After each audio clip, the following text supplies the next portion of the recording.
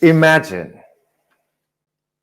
life is actually happening for you, and it supports you in a way that you can only describe as magic, that you feel guided, that life is putting you in front of the right opportunities, that you have an idea, you have an impulse, you feel you want to go somewhere, you maybe have a goal, a dream, a desire, and suddenly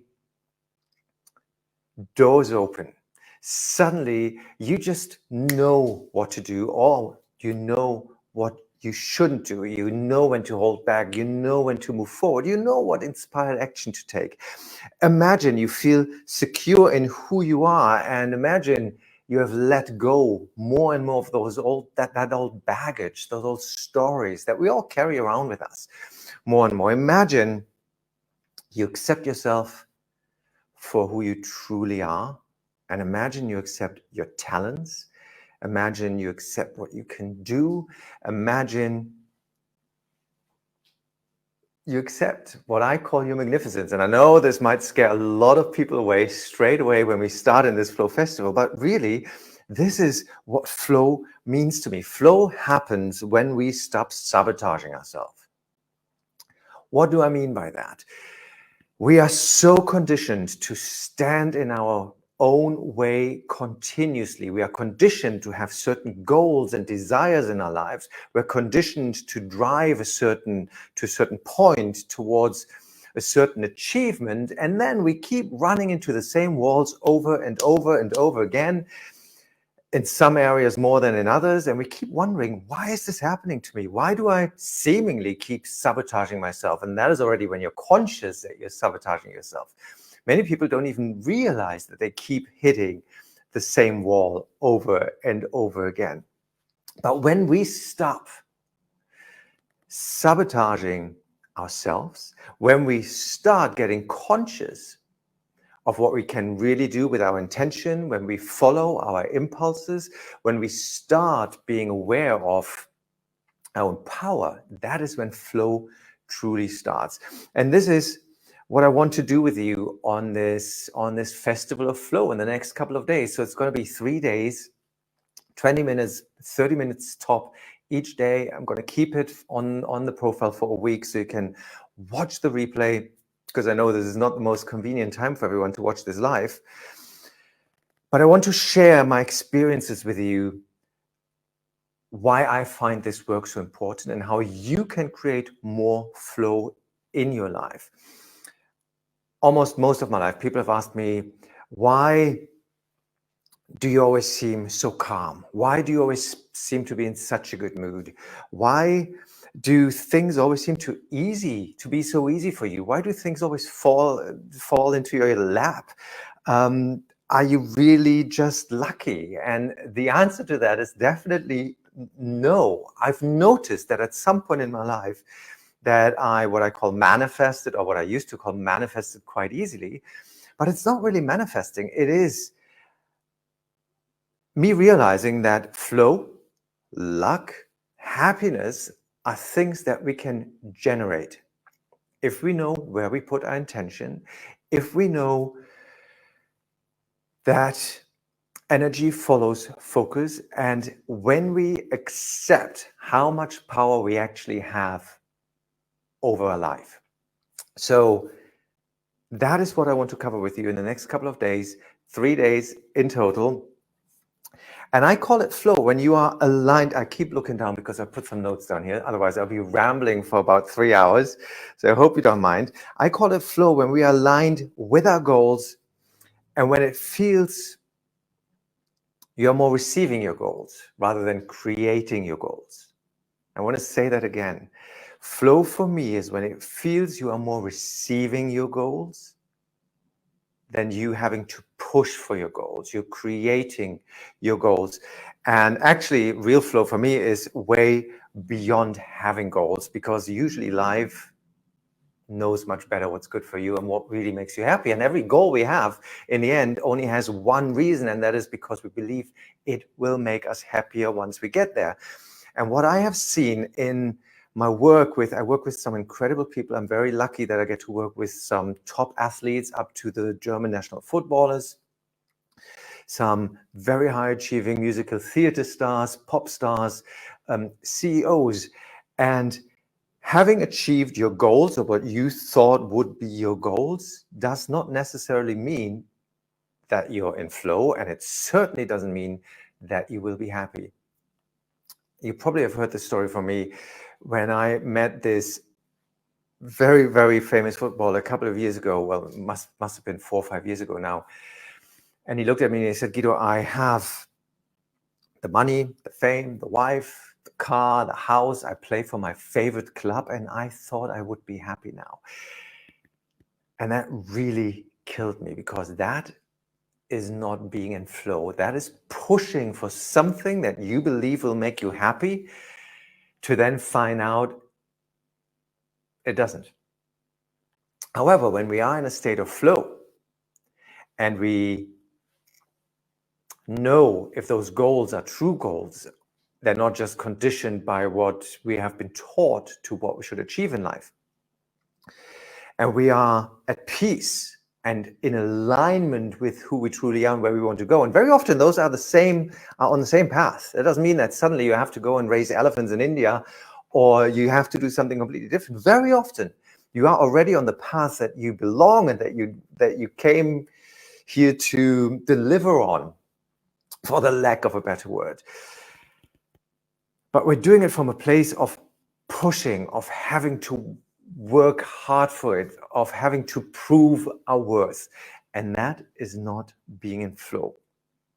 So on day one, today, we will talk about intentions versus impulses. I mentioned before already, goals. Real flow is actually past your goals and what that means and how I experience this.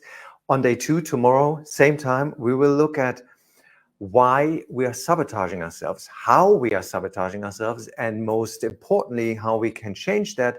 And on day three, I will show you how you can implement that so you can create true loving flow in your life. So it does seem magic is happening around every corner for you. You think of something and opportunities pop up. I've seen it, especially in the last couple of weeks. I've seen the craziest things happening. So it's very interesting how life can support you to get you to where you want to go while being happy. And that is what we do in the next 3 days. So let me dive in. What I mean by intentions or setting goals versus following the impulse. About 5 years ago, I think it was 2018, it was a lovely summer's day like today. I was meditating and I was going in my mind, in my meditation, through different goals and achievements I wanted to create in my life. So, I had them in a very specific order, and I was going through these goals, and some of these goals were very big.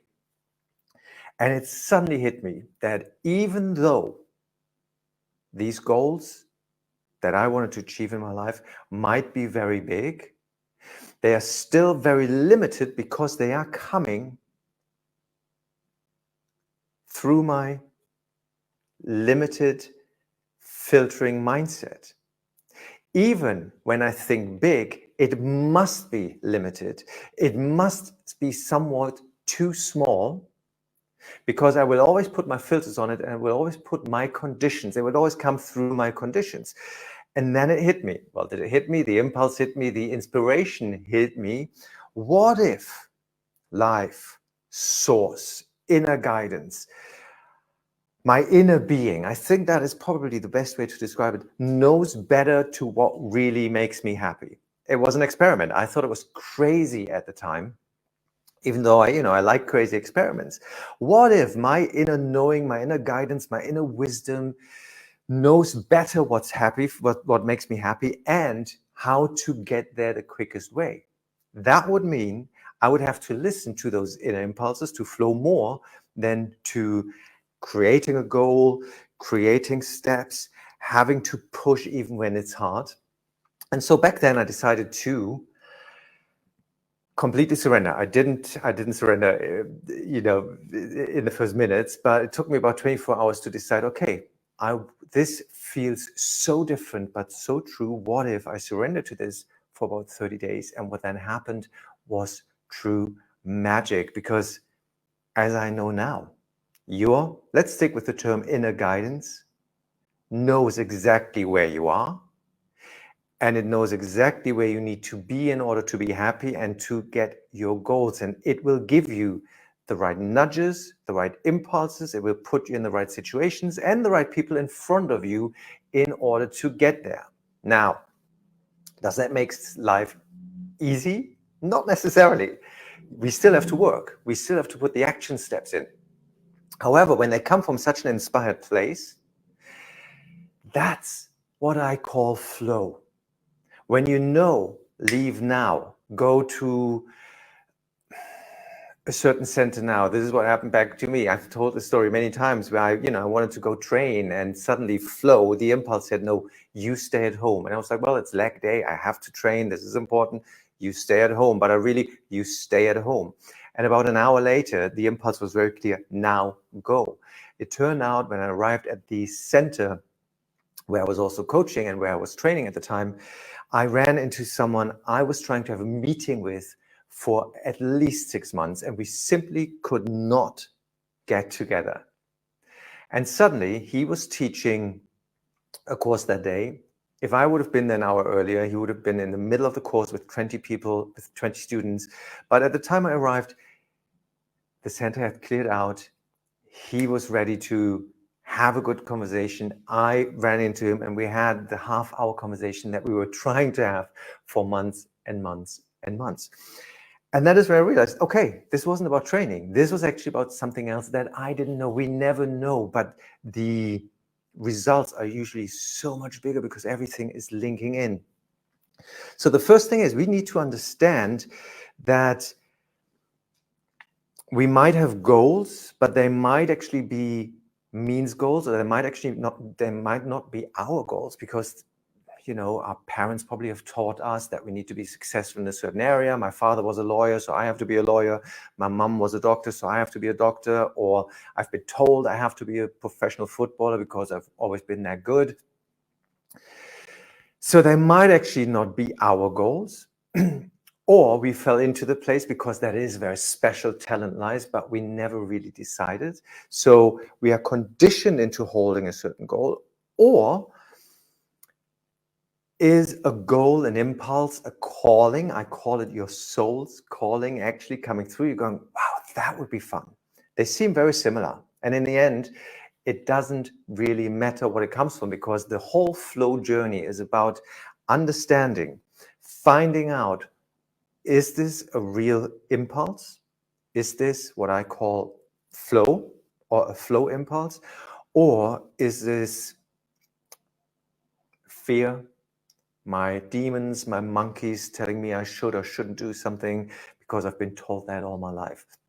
So a lot of that is just finding out, what do I really want? The answer to that is actually quite simple. As long as it feels good, it usually comes from the right place. If it feels pushy, it doesn't. So what I learned in that time was, when I trust the impulse, and out of that impulse create an intention, the impulse meaning I have an idea, and you start playing with that idea, and out of that idea you now create an intention. So you formulate, out of that impulse, you formulate an idea, and that idea is an intention. And now that intention becomes a goal. That's why I say goals, intentions are very much interlocked. When we state an intention, usually two things happen.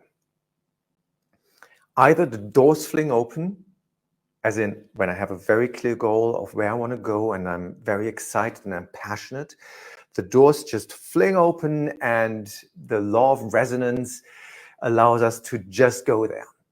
Unfortunately, that doesn't always happen like this, but it happens more and more the more we start cleaning up and clearing up the baggage we have. Usually the second thing happens as well, it puts in front of us what we need to learn in order to get there, because we might be having a certain idea, a goal, but have a belief that we're actually not worth doing that we're not good enough, that we can't do that anyway, that we shouldn't be doing that. And now we have to either let go of that old belief, create new beliefs, which I think is actually more important, in order to be able to get there. So we have a contradicting belief pulling us back away from where we actually want to go. That's something that needs to be addressed, that needs to be at least looked at consciously, because very often that's enough, so we can redirect our focus. So we set an intention, we hold a goal, two things happen, doors open, and we are being presented with what we have to learn and what we have to let go of. And that is very often when we say, this is what I do now. Now I go forward in my career. I go for that promotion. I want to play that bigger part. I want to be a professional footballer. I want to be the top manager in my firm or whatever. Shit hits the fan. So often this is happening, and it is us sabotaging. It's, Dr. Monkey, it's the monkey pulling you back because it wants to keep you safe.